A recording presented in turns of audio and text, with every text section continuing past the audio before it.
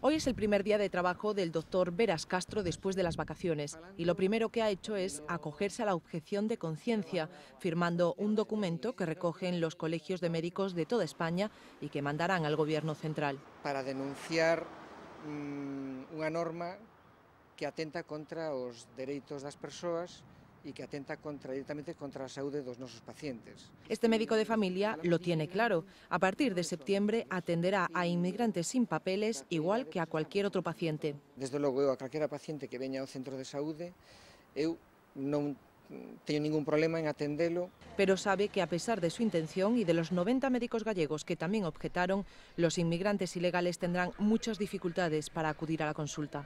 E que vai ser un paciente que non ten tarxeta sanitaria, que non lle van dar cita, que é posible que de un modo administrativo xa teña barreiras que impidan que chegue ou ben ao médico, a enfermeira. Por eso él y otros colegas ya están pensando en una alternativa. E montar algún tipo de consulta fora do Sergas. Ramón, igual que otros 1000 profesionales de toda España, rechazan la medida del Gobierno. Para él es un claro ejemplo de que estamos retrocediendo, perdiendo derechos básicos que costó años conseguir.